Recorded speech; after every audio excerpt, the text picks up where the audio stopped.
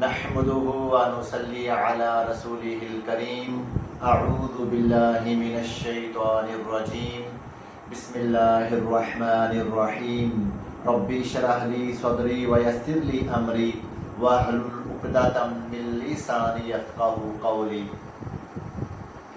رسول پاک جناب محمد رسول اللہ صلی اللہ علیہ وسلم غار حرا کے اندر موجود تھے تو اللہ پاک کے فرشتے سیدنا جبرائیل علیہ السلام اللہ پاک کا پیغام لے کر آپ کے پاس آئے۔ جب انہوں نے آقا علیہ السلام کو قرآن پاک کی چند آیات سکھائیں جو یہ ہے اقرأ بسم ربک الذی خلق، اس سے آگے لے کر 5 آیات سکھائیں تو اللہ کے حبیب علیہ السلام جو تھے وہ گھبرا گئے، کیونکہ آقا علیہ السلام خواب کی حالت میں نہیں تھے، آقا علیہ السلام جاگ رہے تھے۔ تو آقا علیہ السلام کا دل دھک دھک کرنا شروع ہو گیا، تو آقا علیہ السلام وہاں سے واپس گھر لوٹے اور سیدہ خدیجہ رضی اللہ تعالی عنہا کو فرمایا کہ مجھ پر چادر اڑا دو۔ آقا علیہ السلام لیٹ گئے، انہوں نے آپ کے اوپر چادر ڈال دی۔ تو تھوڑے ٹائم کے بعد، کچھ وقت کے بعد آقا علیہ السلام جو تھے انہوں نے ریلیکس فیل کیا، تو پھر بتایا اپنی زوجہ سیدہ خدیجہ رضی اللہ تعالی عنہا کو کہ میرے ساتھ آج ایسے ہوا ہے۔ انہوں نے آپ علیہ السلام کو تسلی دی اور انہوں نے یہ فرمایا کہ اللہ پاک آپ کو رسوا نہیں کریں گے۔ تو سیدہ خدیجہ رضی اللہ تعالی عنہا کے چچیرے بھائی ورقہ بن نوفل بن اسد بن عبد العزیٰ دور جاہلیت میں عیسائی ہو چکے تھے، عبرانی زبان کو ان کو عبور حاصل تھا، تو انہوں نے انجیل کو لکھنا شروع کر دیا تھا جسے ہم بائبل کہتے ہیں۔ تو سیدہ خدیجہ رضی اللہ تعالی عنہا نے رسول پاک علیہ السلام کے ساتھ مشورہ کیا کہ ہم جو ہے ورقہ بن نوفل کے پاس چلتے ہیں۔ تو جب ان کے پاس گئے تو سیدہ خدیجہ رضی اللہ تعالی عنہا نے ورقہ بن نوفل کو یہ کہا کہ ایسے ایسے کر کے آپ کے بھتیجے کے ساتھ غار حرا میں ہوا ہے۔ تو انہوں نے پوچھا کہ بھتیجے آپ کیا دیکھتے ہو؟ تو رسول پاک علیہ السلام نے انہیں بتایا کہ ایسے ایسے کر کے میرے ساتھ یہ ہوا ہے، میں غار حرا کے اندر موجود تھا، ایسے ایسے کر کے اللہ پاک جو فرشتے سیدنا جبرائیل علیہ السلام میرے پاس آئے اور انہوں نے یہ کلمات مجھے سکھائے۔ تو ورقہ بن نوفل جو تھے وہ بہت خوش ہوئے۔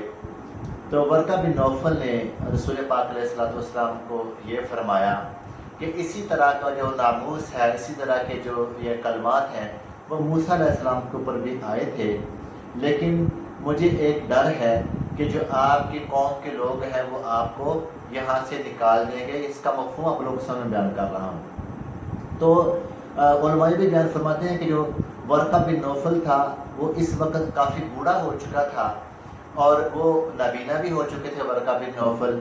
تو انہوں نے رسول پاک علیہ السلام کو یہ بتایا کہ اب تو بوڑھا ہو چکا ہوں، تو ہاں اگر آپ کی قوم آپ کو نکالے گی تو کاش کہ میں طاقتور ہوتا، توانا ہوتا، تو میں آپ کی زبردست مدد کرتا۔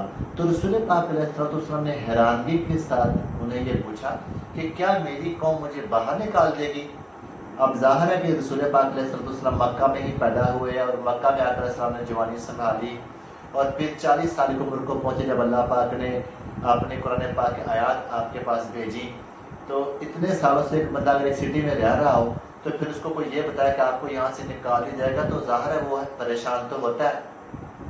تو اللہ کے حبیب علیہ السلام کو ورقہ بن نوفل نے کہا ہاں جب اللہ کا پیغام، اس طرح کا پیغام کسی کے پاس بھی آیا تو ان کی قوم نے ان کے ساتھ دشمنی کی، کیونکہ یہ تو ظاہر تھا کہ آقا علیہ السلام کے جو قوم کے لوگ تھے انہوں نے بت پرستی کو اختیار کر لیا تھا۔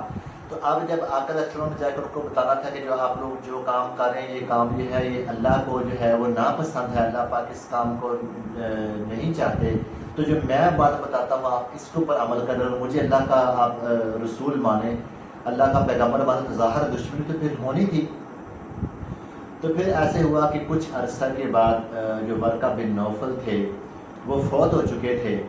تو رسول پاک علیہ السلام جو تھے وہ پھر آقا علیہ السلام وہاں سے، یعنی جو پہلے قصے کے بارے میں بتا رہا ہوں کہ آقا علیہ السلام ورقہ بن نوفل سے واپس ہے تو آقا علیہ السلام پھر غار حرا کے اندر چلے گئے اور پھر کچھ دنوں کے لیے قیام کیا، لیکن وہی رک گئی تھی۔ لیکن رسول پاک علیہ السلام جب قریش مکہ کے پاس واپس آئے تو قریش مکہ نے طرح طرح کی باتیں کرنا شروع کر دی۔